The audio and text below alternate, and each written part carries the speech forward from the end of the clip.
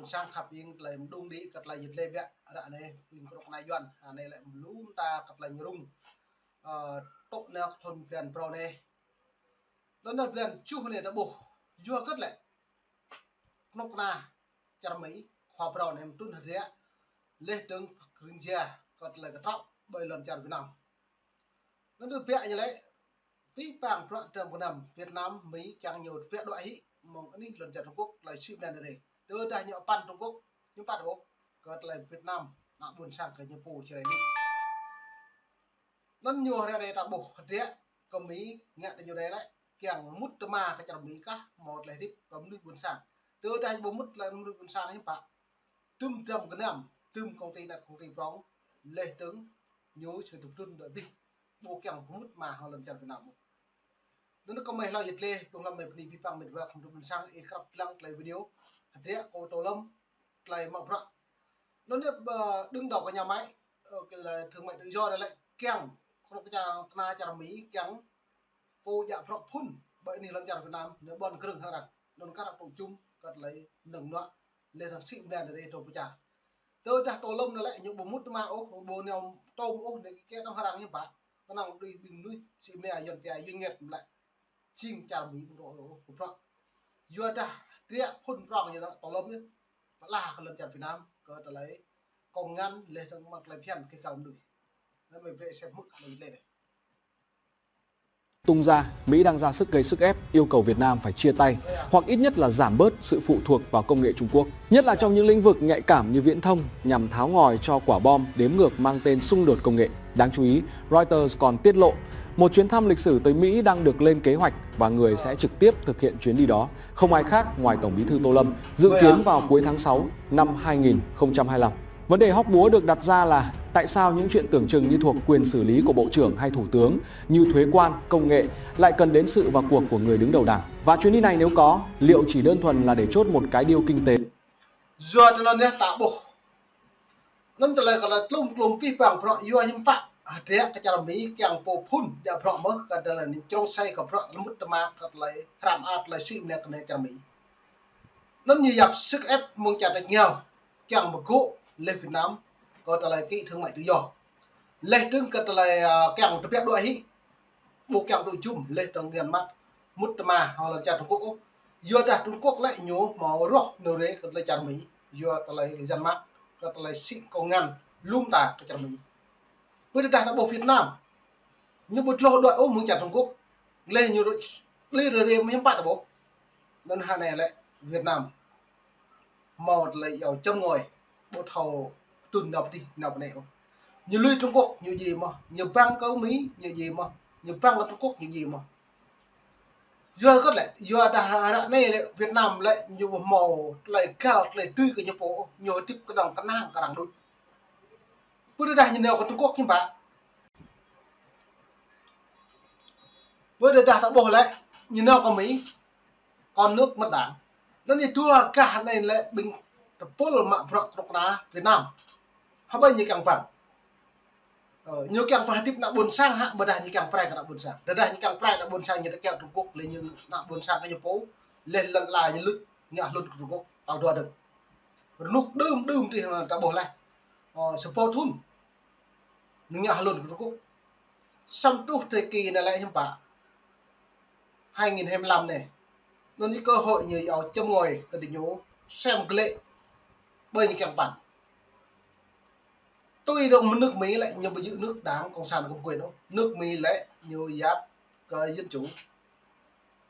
nặng buồn sang khoảng một độc mà prong là một độc mà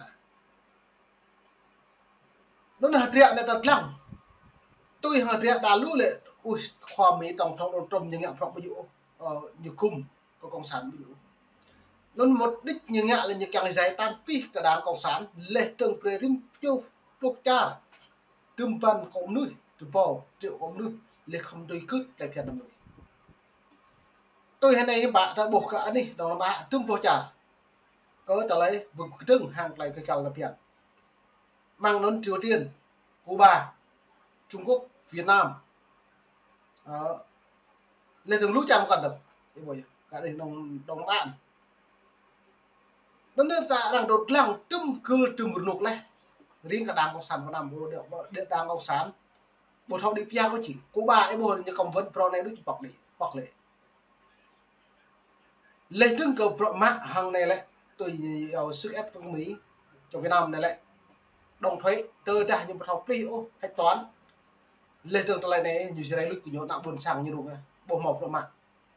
thất nghiệp như vậy nó mới về xem lăng play video một lần một đoạn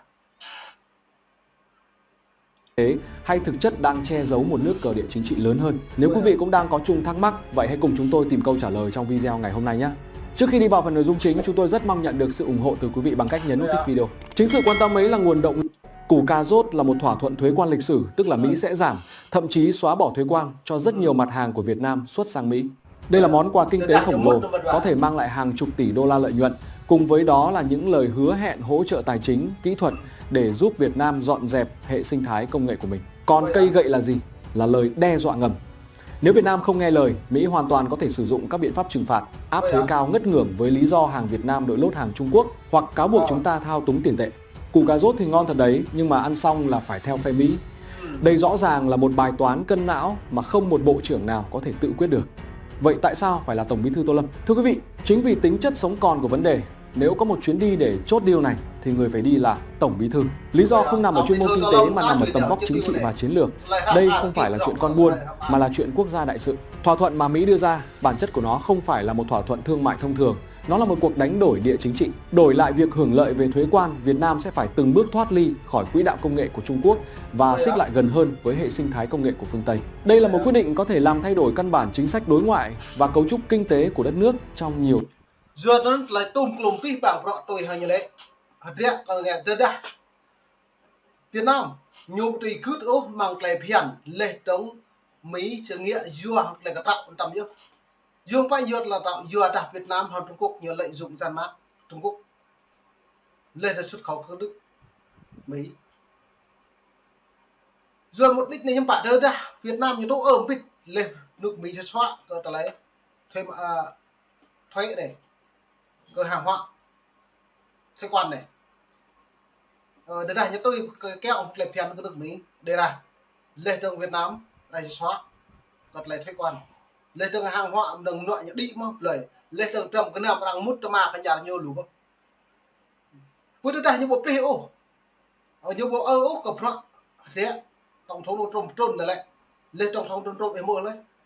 những buồn lệ Việt Nam mà tôi cứ Âu còn lại phiền rằng Trump này lại lệ trường sự tạo lo không nên tâm đi 30% là 20% thuế là một niệm làm cho đảng bộ bộ một trăm đó lấy chụp lương đi còn lấy tu trả là thế giới này cái một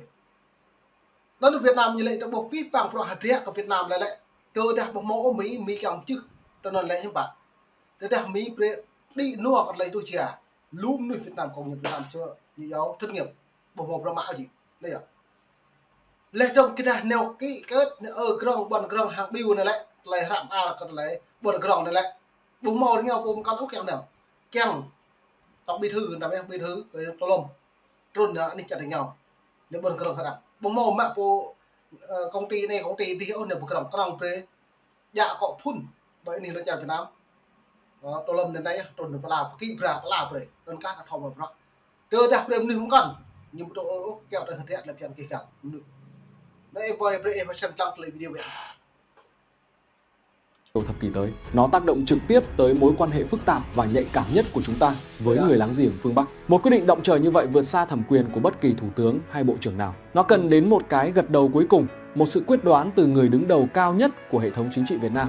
Tổng Bí thư Đảng Cộng sản Việt Nam. Người Mỹ họ rất thực dụng và khôn ngoan, họ hiểu rất rõ cơ cấu chính trị của Việt Nam, Đảng lãnh đạo toàn diện. Họ cần một lời cam kết không chỉ từ chính phủ mà từ chính Đảng Cộng sản Việt Nam. Đối với Mỹ, một thỏa thuận được ký bởi Tổng Bí thư sẽ là một sự bảo hiểm.